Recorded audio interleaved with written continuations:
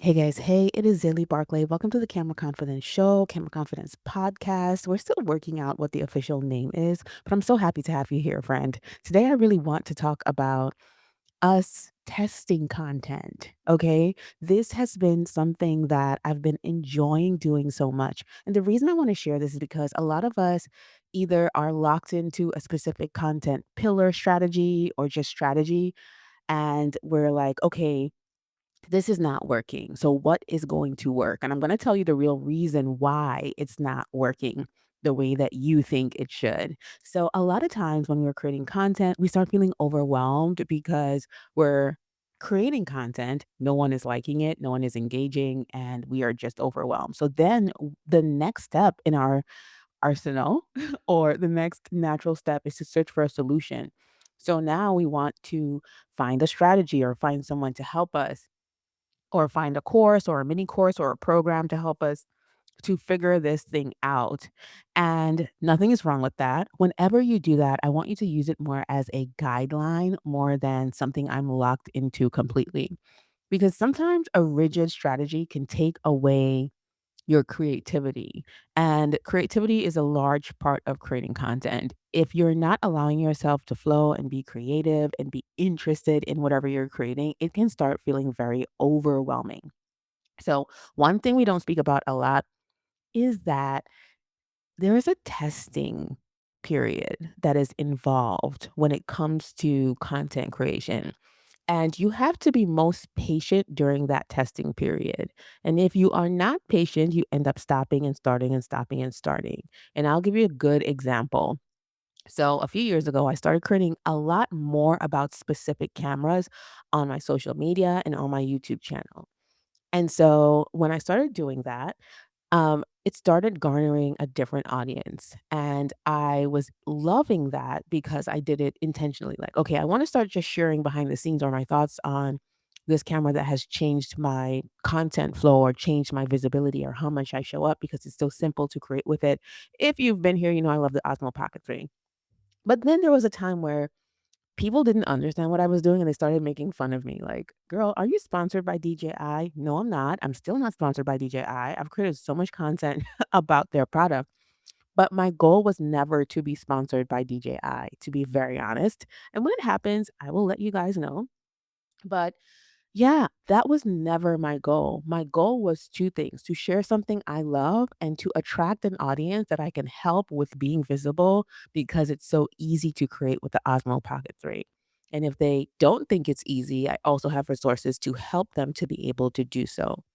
That was my goal. So honestly, mission accomplished. And so that's why your goal is really important. And your goal can keep you moving in alignment with whatever it is that you desire to accomplish. But your goal cannot be how people um, cannot be like instant rewards, you know? And even if I wanted to be sponsored by DJI, like I know what it would take to do that. Right. So, and when I say I know what it would take to do that, I know how to research like the people who are sponsored and create exactly what they're creating or create something like what they're creating, and so I would be on the DJI radar. But I'll tell you what happened aside from all of that. So aside from being sponsored specifically by DJI, I have been approached by accessory companies who create for them, right? Who create products for those tools. I've also been approached by another really large company that has been watching all of my content and they know that they have the same audience as DJI and they see that I have a DJI audience and so they want to put their product in front of my audience as well.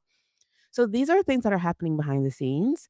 Um even even if I'm creating about DJI. Now, I want you to listen to what I said my goals were.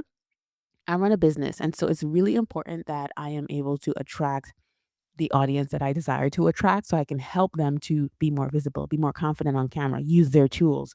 And so, again, my goal in sharing my tools is to attract a specific group of people who are already interested.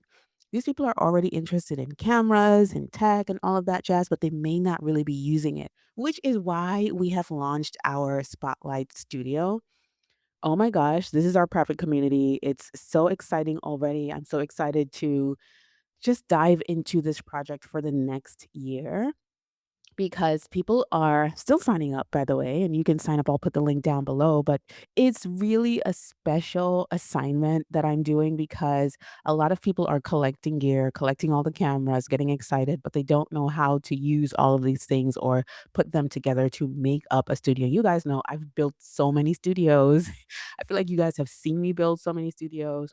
We recently moved and I rebuilt a new studio, and it's so much more functional than my old larger studio, so I'm creating a lot more in it. And so that's what the Spotlight Studio is for. It's for community, but it's for you to also learn how to use your tools consistently so that you are being visible.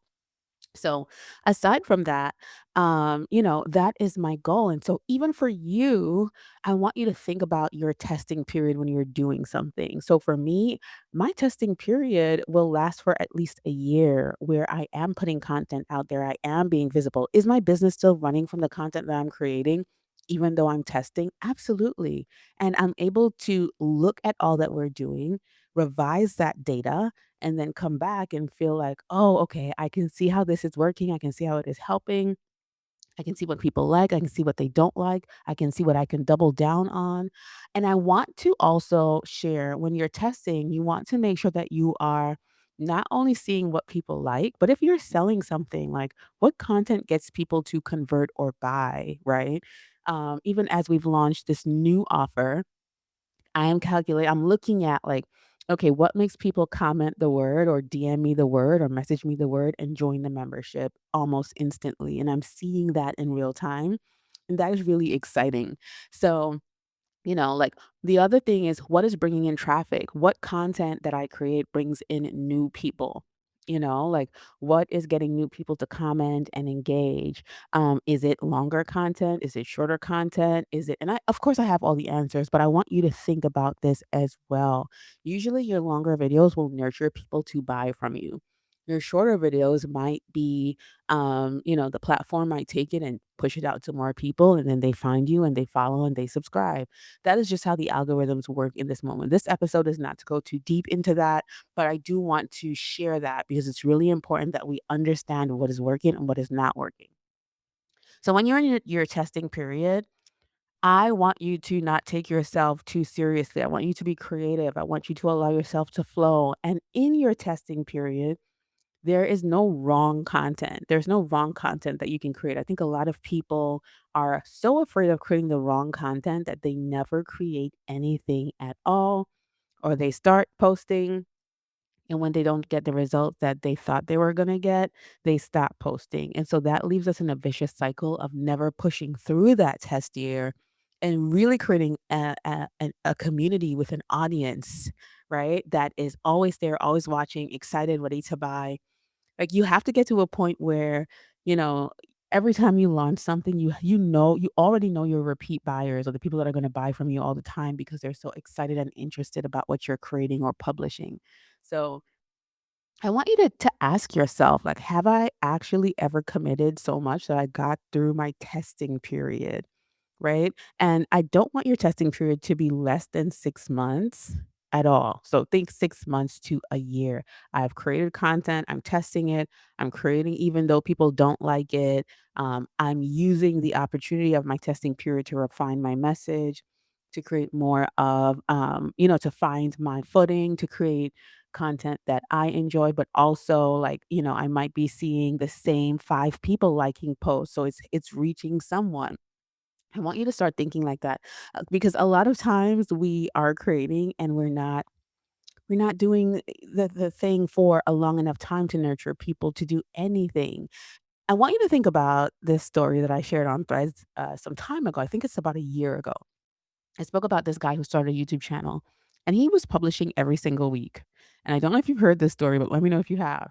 And so he was publishing every single week and he was getting 2 or 3 views. And can I tell you that one of the viewers, I don't know who the other 2 viewers were, but one of the viewers was Oprah Winfrey. And he ended up collaborating and working for OWN later on. You never know who your 1 or 2 viewers are. So I'm sharing this because I want you to keep going regardless.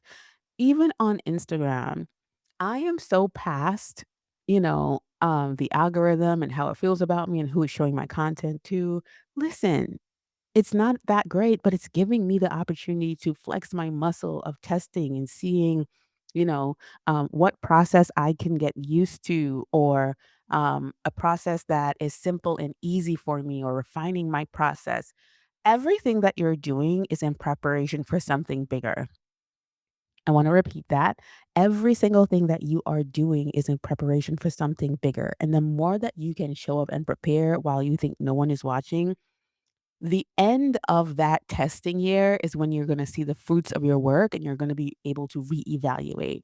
So as we're setting up for 2026, if 2026 is your testing year, I want you to lock in literally and think about it like, you know what? I'm gonna use 2026 as the year that I test and try and create and collect data, and I'm not gonna be ashamed about it.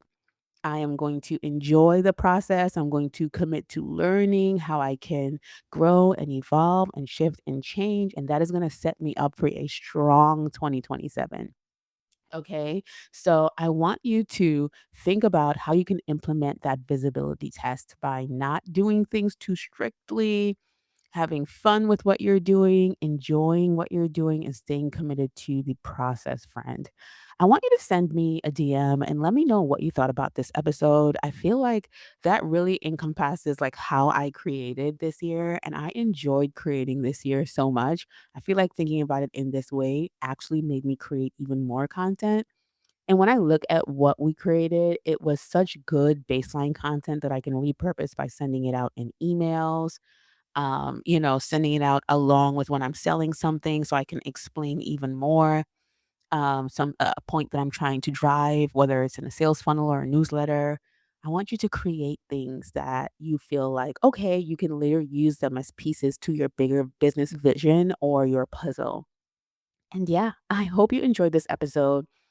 Yeah, like I said, send me a message. Let me know how you feel. And friend, I hope you're having the most amazing day ever. I'll talk to you soon. Take care.